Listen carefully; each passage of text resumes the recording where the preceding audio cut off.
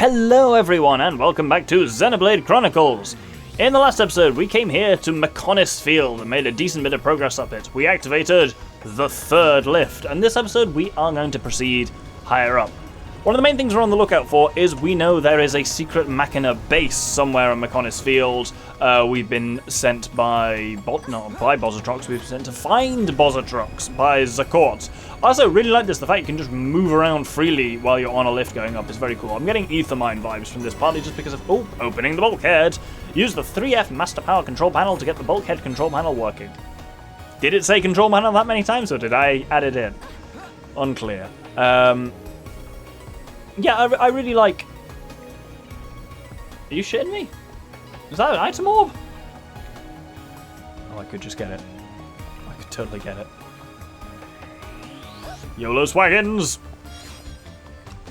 Well, hopefully that energy aubergine was worth it. Oh no, I'm going to hell!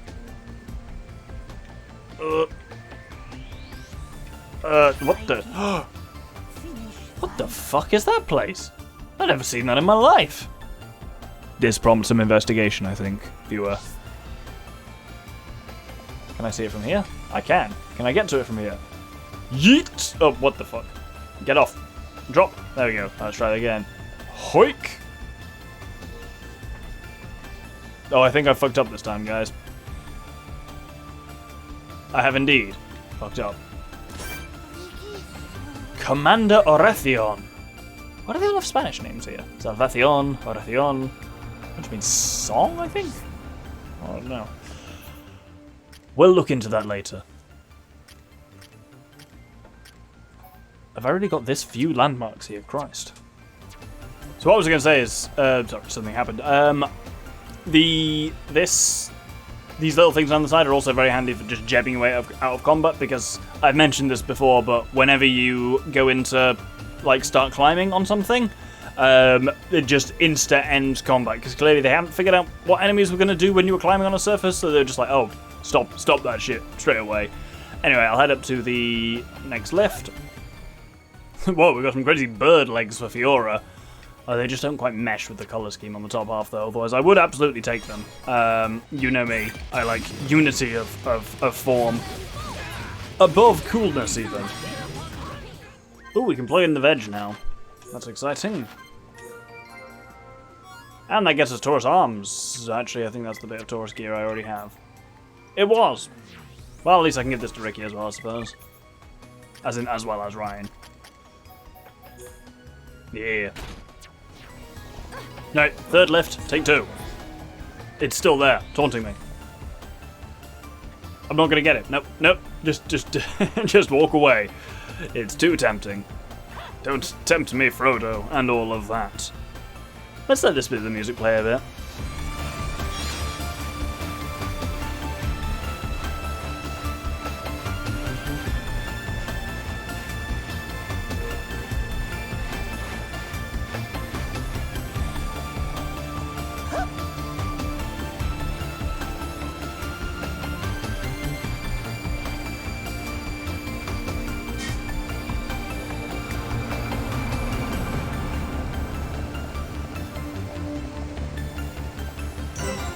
Ah, the lower bulkhead bridge. Excellent.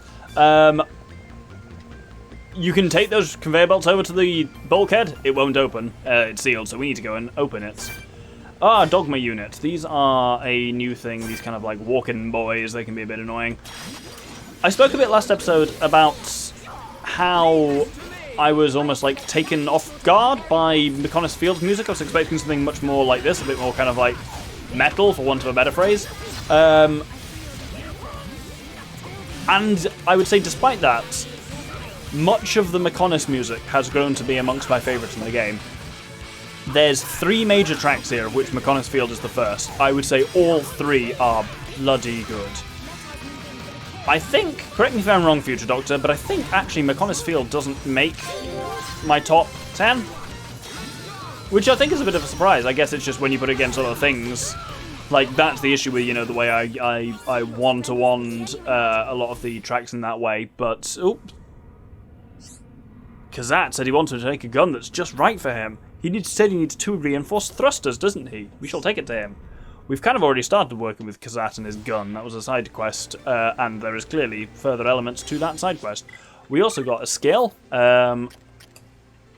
Oh yes, Fiora's got turns all double attacks into critical hits. So that means Fiora's crit rate is now 50%, because she has a 50% chance of doing a double attack. That makes her absurdly powerful.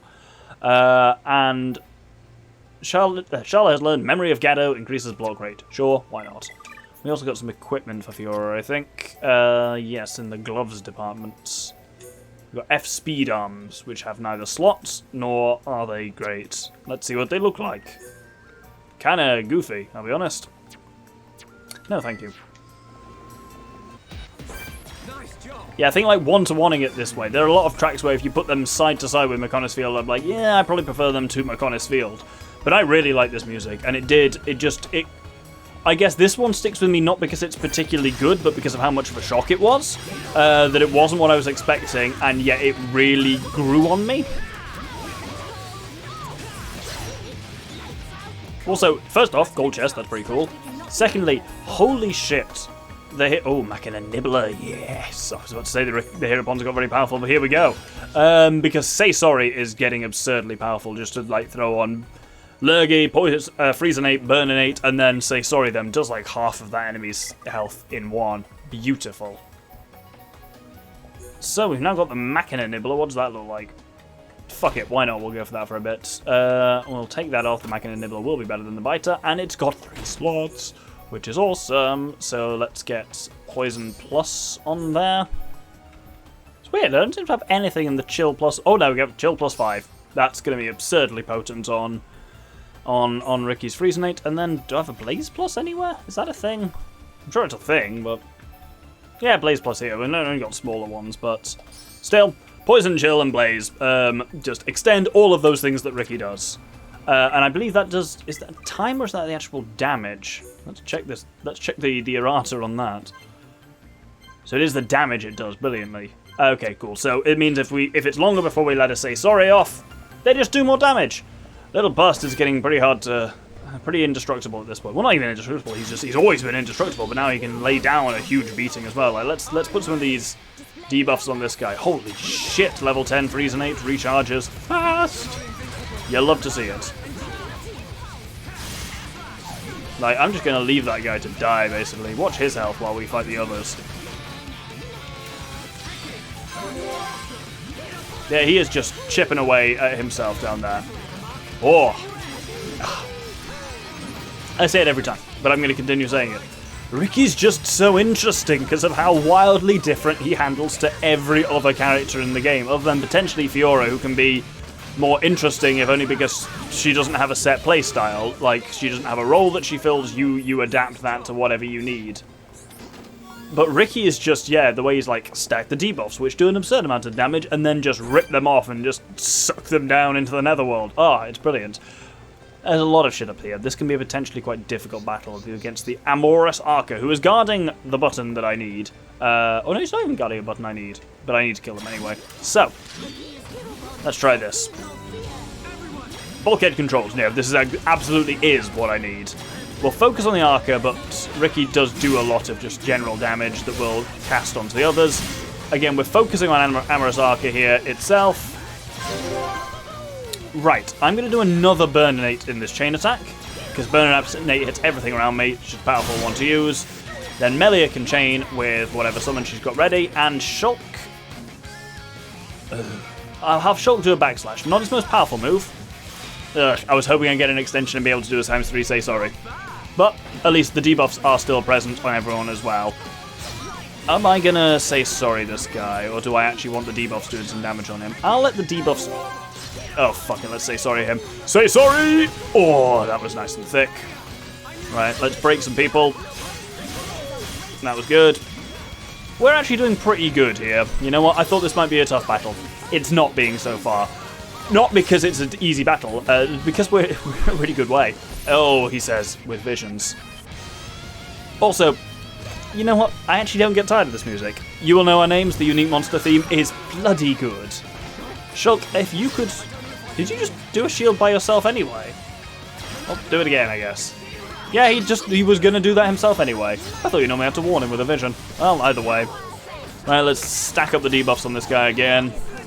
And this time I might actually leave them to him a bit. Melee is having a bit of a rough time. I think she used Mind Blast and has drawn someone's attention, which isn't great. But Arca is nearly dead. Arca is in fact dead. I ate a bit of shit there, but I'll be fine. Let's heal Melia. Ricky, by the way, it's impossible for Ricky not to hit himself like with You Can Do It if you were wondering about that. So you can always just... did you just purge him? Well, he killed him anyway. With Purge, which is bizarre. I suppose those guys do technically have a down spike. Ooh, actually, Heat Bullet's not great. But we'll take it anyway. It's that one that just increases... Tension, which I don't think I even have equipped, but probably should, to be honest, especially now I can get it to that high of a level. I haven't used Charla in a while, though, for reasons discussed last episode. Yeah, we should probably put that on instead of one of the healing things. I was complaining about Charla being mostly healing, but there we go. Yeah, let's put Heat Bullet on instead of that, and bring it up as high as we can. Charla's got a lot of AP to burn, at least, so... Tension is certainly no bad thing. Right, let's fire up the bulkhead controls. Oh no, wait! They're out of power. Hopefully, by the time we go and turn the power on, the monsters that were there will not respawn. Not sure how much faith I've got in that to happen, but there we go. Let's do a fight. I will say, for chain attacks, so Ricky is not generally amazing in chain attacks, but the chain attack combo of an ether user, Melia, a physical user, or something like that, basically... Melia is amazing in the middle of chain attacks for joining people who have awkwardly non-compatible art colours. Basically means I can fire off Lurgy or Burninate or Freezenate or one of Ricky's powerful ether arts, still take advantage of the chain through Melia, and then hit for like a ×3 Monado Buster or backslash with Shulk, which is amazing. Oh, a Machina Blade. I think that's a nice one for Dunman. Oh, and some arms for Fiora that actually have slots. Oh, good shit everywhere. So we've got Machina Sword at the moment. Machina Blade is just a bit more Mechonis-y looking, but it's still just a blue thing. But I believe it has many slots, 2 slots, and is more powerful than what we have, so let's go for that. Do we just go for the double attack? You know what, we'll actually give him an attack stability. Bring the lower end of his weapon damage up. It brings it to the point where this actually has no variability at all. The min and the max are both 1,289. Is that just such an absurdly stable weapon anyway, yeah? To that point, actually, it might be better to make attack plus to bring the top end of the damage up. We'll actually have more of a... It's a ceiling effect that actually increasing the minimum is nowhere near as powerful as increasing the maximum. So we'll go for that. I haven't actually used Dunban in a while. Because I'm giving other people a bit of a chance in the limelight. I think, generally... 3F main power switch, let's turn that on. Hopefully open the bulkhead controls. Yes. Now that opens this thing in front of me, whatever this is. Or is this just a lift to somewhere else? Cylinder activation panel. Oh, is that a little backup for me for later? For should I fall off? Very handy. Or does that go somewhere different entirely? Where the fuck does that go?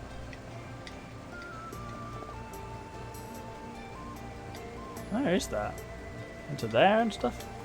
Huh, we'll deal with that later. I think that's actually not the way I need to go for now anyway. Well, it's certainly not the way I want to go.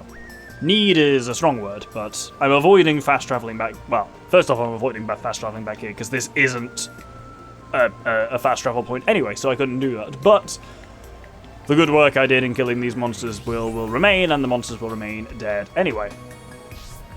With that, let's crack the bulkhead. This gets you a brilliant sense of the scale of the Mechonis.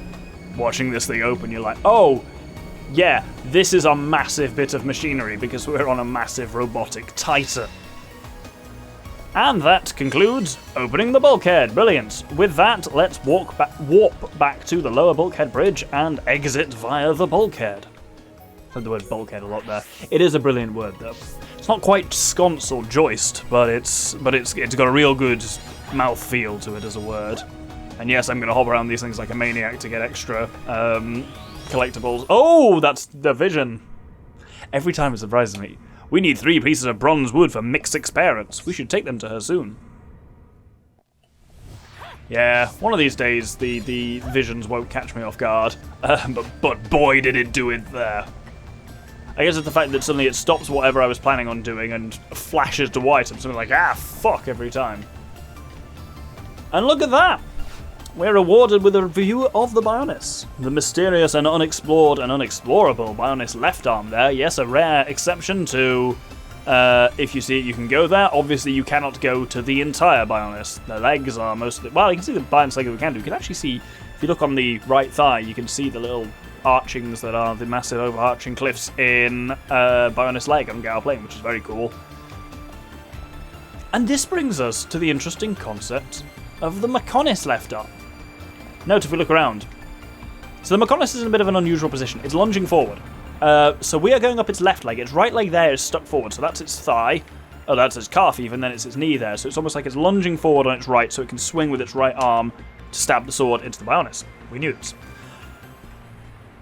Its left leg is then kind of like stuck up a bit more, and that's what we're climbing at the moment. There's its left arm, down there. But there's its left arm too. The fallen arm. And we saw its left arm get severed off, play the footage doctor, in the opening cutscene. So what happened here? This is something that's mostly revealed in the Art of Xenoblade books around it.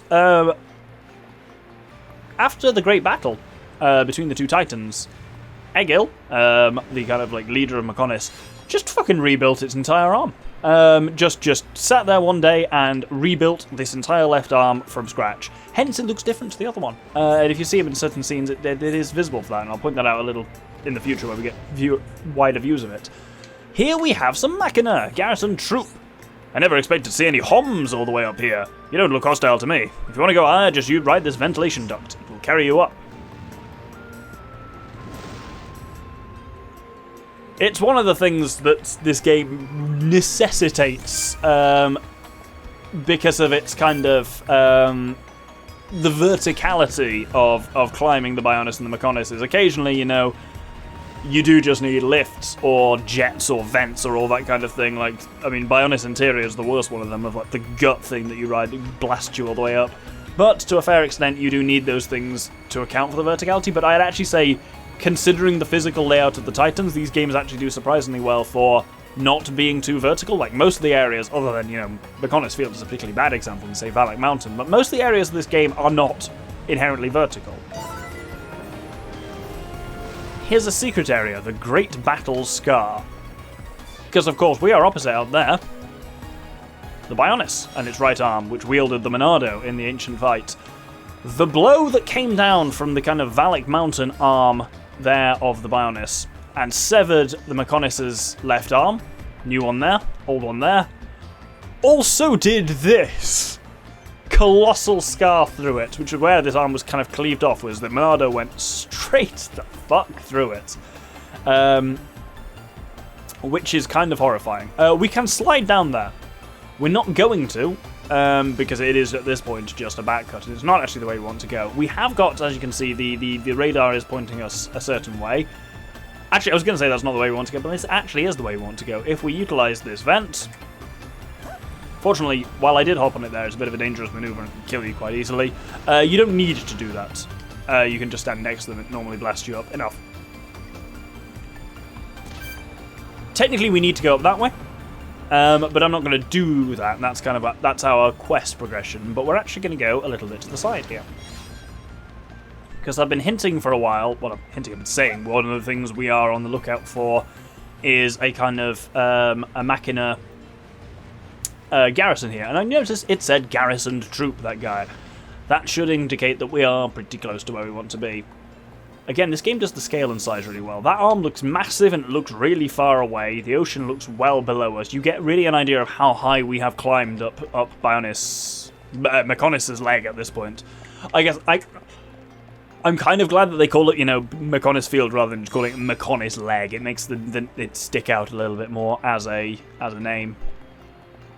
Anyway, from here, we can actually get to where we want to go. Oh, we can come over here.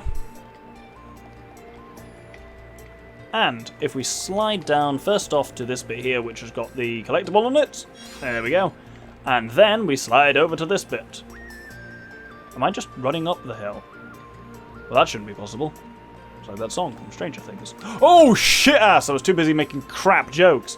Oh, bollocks. Oh, I'm fucking dead anyway. Oh, what a way to die. And he's just going to go sliding down the Mechonis and fall 1,000 miles into the gunge below. Where the fuck am I? Oh, I'm back here. Right, let's try that again. Oh, we can do the nature aspect. Weird that you've got things like ivy nest, mossy panel, and bronze wood inside a giant robot, but there we go. First attack plus, not a great gem, but there we are. You know what? I'm not going to go for the collectible. It's so tempting there, but realistically, I got to be safe here and just drop down. There we go. And here we get another immediate. So we got the Great Battle Scar, which is one of the 2 secret areas in Mechonis Field, and immediately up from it we get the Machina Refuge, another secret area. And there's a lot of cool stuff here.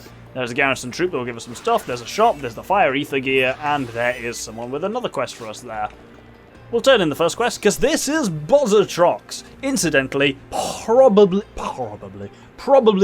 my favourite NPC name in this entire game is Bozotrox. It sounds so good. Anyway, let's give her the Tear of the Sky from Zakort. A present from Zakort? What could it be?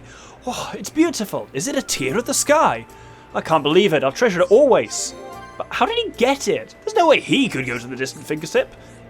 Never mind, it's the thought that's important. Can you thank him for me and tell him I can't go back yet? The Mechon have been more active lately, so I can't leave. We'll deal with that in just a second. But hey, let's cross off to my loved one there and get a not very good top. And let's do some brief shopping.